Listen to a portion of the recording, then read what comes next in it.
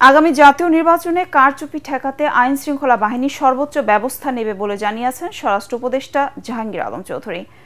এখন থেকে প্রস্তুতি শুরু হয়েছে বলে জানান তিনি। সচিবালয় আইন শৃঙ্খলা সংক্রান্ত উপদেষ্টা কমিটির বৈঠক শেষে তিনি আরও বলেন, নিষিদ্ধ থাকায় আওয়ামী লীগ আর সেভাবে কর্মসূচি পালন করতে পারছে না।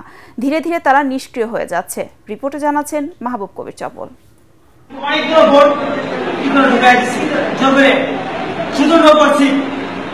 গত 3টি জাতীয় নির্বাচনে ব্যাপক কারচুপির অভিযোগ রয়েছে। দিনের ভোট রাতে কিংবা জোর করে ব্যালটে সিল দেওয়ার ঘটনা ঘটে। ভোট কেন্দ্রে আইনশৃঙ্খলা বাহিনী থাকলেও তারা ছিল অনেকটা দর্শকের ভূমিকায়।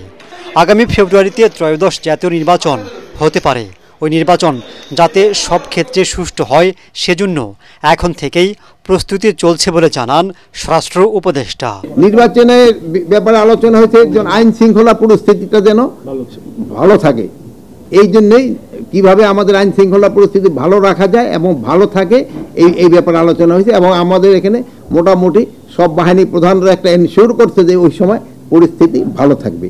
আরেকটা জিনিস, নির্বাচনে আইন শৃঙ্খলা পরিস্থিতি ভালো থাকাটা শুধু আইন শৃঙ্খলা বাহিনীর উপরে নির্ভর করে না, যারা পার্টিসিপেট করে তাদের উপরেও কিন্তু নির্ভর করে। Returning officer, polling officer, presiding officer, এদেরও কিন্তু একটা বড় দায়িত্ব রয়েছে। আর সর্বোপরি হলো ইলেকশন কমিশন, যেহেতু পুরা নির্বাচনটা নির্ভর করে হলো ইলেকশন কমিশনের উপরে। তারাই কিন্তু এই বাহিনীগুলি সেই সময় কিন্তু সবাই তার আন্ডারেই কাজ করে এবং ওনারা একটা ভালো নির্বাচন জাতিকে উপহার দেবে, এটি আমরা সবাই আশা করি। আওয়ামী লীগের কার্যক্রম নিষিদ্ধ থাকলেও বিভিন্ন স্থানে ঝটিকা মিছিল করছে দলটির নেতাকর্মীরা। এতে সমস্যা দেখছেন না স্বরাষ্ট্র উপদেষ্টা। উল্টো তিনি মনে করছেন তাদের অবস্থান দিন দিন দুর্বল হয়ে যাচ্ছে। গতকালকে ছিল কিন্তু আওয়ামী লীগের প্রতিষ্ঠা বার্ষিকী। আমরা যে ধরনের তাদের থেকে আশা করছিলাম অত বড় ধরনের কোনো ঘটনা ঘটে নাই। এরা ঢাকা শহরে ওরকম কোনো কিছু করতে পারে নাই, আর আশেপাশে ওরকম কিছু আজকাল তো ভিডিও ফুটেজের মাধ্যমে ছোট জিনিস অনেক বড় করে দেখানো যায়, ওইগুলি হয়েছে।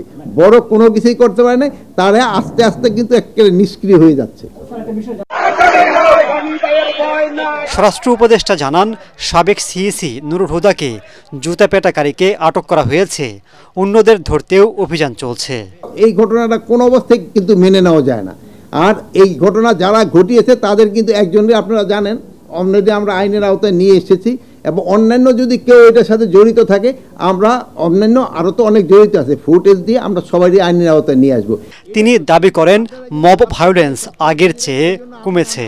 মব ভায়োলেন্স বন্ধ করা যাচ্ছে না, কিন্তু মব ভায়োলেন্স কমায় আনা হয়েছে অনেক। মাহবুব কবির চপল, ATN বাংলা, ঢাকা।